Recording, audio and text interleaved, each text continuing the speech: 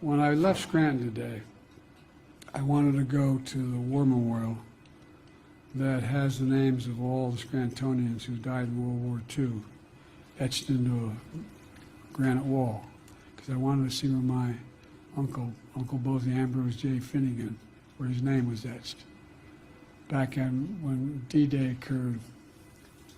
And on Sunday, the next day, my mother's 4 brothers all went down to the recruiting station and joined the military. Every one of them volunteered. And my uncle, they called him Ambrose Bosie, they called him Bosie. My Uncle Bosie was a hell of an athlete, they tell me, when he was a kid. And he became an Army Air Corps before the Air Force came along. He flew those single-engine planes as reconnaissance over war zones. He got shot down in New Guinea, and they never found the body because there were a lot of cannibals for real in that part of New Guinea. That was President Biden during a speech at the United Steelworkers headquarters in Pittsburgh, where he suggested that his uncle, Ambrose Bosie Finnegan, who was a World War II veteran, was probably eaten by cannibals in New Guinea. However, the Pentagon says no, he probably was not eaten by cannibals. The Defense POW MIA accounting agency said, first of all, Finnegan's plane was not shot down in New Guinea. It was on its way to New Guinea when it went down for quote unquote unknown reasons. According to the DFAA, both of the plane's engines failed and the plane plunged into the ocean with only one of the 4 crew members surviving the crash.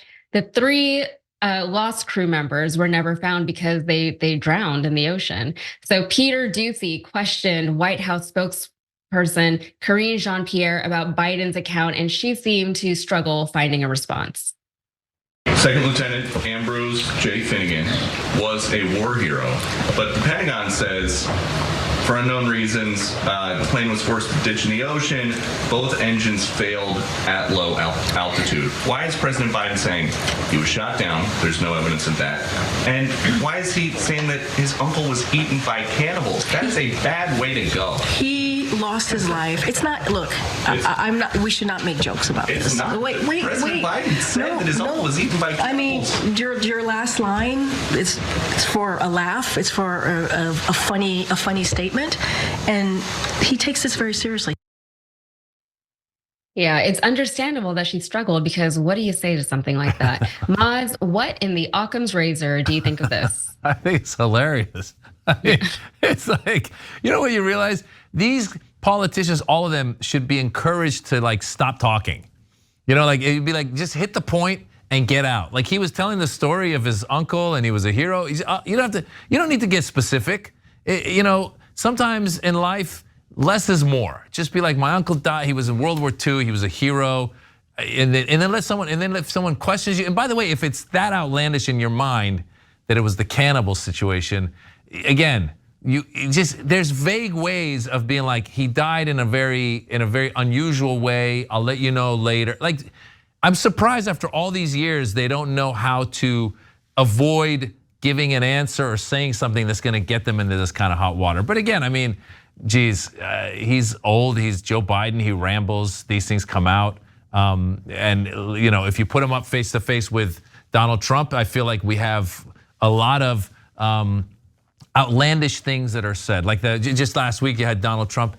He was somewhere in Pennsylvania, and he was talking about Gettysburg, and I think it was Robert E. Lee or something. And he goes, the General Lee was there, and he goes, he told those soldiers, "Go up the hill, me boys," and he kept saying, "Go up the hill, me boys," and it was like, what are you talking about? And it's just goofy.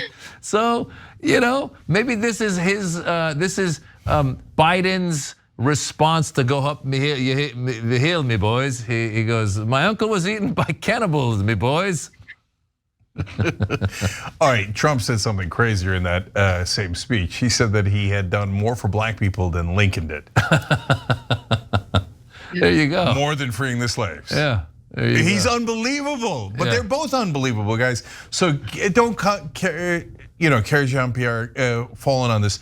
This is a serious issue. No, it's not. Yeah. No, he takes this very seriously. He didn't even know him. The guy died in World War II. What do you mean he takes it? She's making it sound like he died yesterday. Yeah. And it's like, no. saying that your uncle was eaten by a cannibal is always funny, okay? Especially because everyone knows there's no way your uncle was eaten by a cannibal. Hilarious. And that's the problem with Joe Biden. He's an old school embellisher. Yeah. He can't help but embellish a story. And he does it all the time. That's why the most surprising thing ever about Joe Biden was that corn pop was real. Like, I mean, he told that story about how he, stood down this black gang member, which already sounds awful, by the way, right? And he wrapped a chain around his arm, and the corn pop had a razor and stuff. And everybody thought there's no way in the world that this story is true. And probably most of it wasn't anywhere near true. But it turns out there really was a corn pop. And that took so much heat off of him for all the other crazy stories he tells. Because people didn't want to get burned again, like, well, corn pop was real, you never know, right? No, I knew. The minute this story started, first of all, the story's awesome because his uncle's name is awesome. Ambrose Bosie Finnegan is the coolest name ever. It obviously comes out of a novel or a movie, right? Yeah. And then he dies in World War II kind of heroically. His plane goes down in the ocean. Unfortunately, they don't find him. And of course, that's when the people of New Guinea dove into the ocean, found him in the bottom of the ocean, then started snacking on him. Come on, brother, come on. And so, I mean, but I'll flip it too. Look, if Trump had said this, come on, we'd all be going nuts over it and saying he's like the craziest, dumbest son of a bitch there ever was, right? Yeah. So these are not great choices we've got. Real quickly before Yasmin responds, I just think, how funny would it be since Soda Pop, what was his name? Corn pop. Corn Pop. Yeah. Corn Pop came out. How funny would it be if some person in Papua New Guinea came out and was like, my great grandfather ate his uncle. You'd be like, oh my God, we have pictures. But that would be from Corn Papua New Guinea. There you go, Corn Papua New Guinea. Man, it really does sound like a Hemingway novel or something like that. And maybe I am in the minority here, but I do like a little hyperbole if it makes the story better. I'll allow it. But my question is, like, did he live his whole life thinking his uncle was eaten by cannibals? Like he's so old now. For the majority of his life, he thought that this is what happened, I guess. So. Yeah, I don't know what Biden actually believes or not. See, that's the interesting part because, look, let's be honest, he's a little bit pathological too. Like Trump is obviously brazenly pathological liar. Like he just can't help himself at every turn, right? Like if you put a mug in front of his face, but he thought he was going to profit off of calling it a giraffe, he'd be like, "This is obviously a giraffe. It's the nicest, most beautiful giraffe I've ever seen." Right? You're like, brother, we have eyes, we can see it. We can see it, like he can't help himself. But Biden is a little bit pathological too, because I mean, the most outrageous lie, in my opinion, that he's ever told was that he got arrested with Nelson Mandela protesting apartheid in South Africa. Brother, did you not think that we would find out? You didn't get arrested with Nelson Mandela protesting apartheid. And by the way, he had a good story. He actually went to South Africa to against apartheid. There's no reason for him to embellish that story, but he can't help himself. And then but maybe the funniest of all is the three of us being surprised that these professional politicians are pathological liars.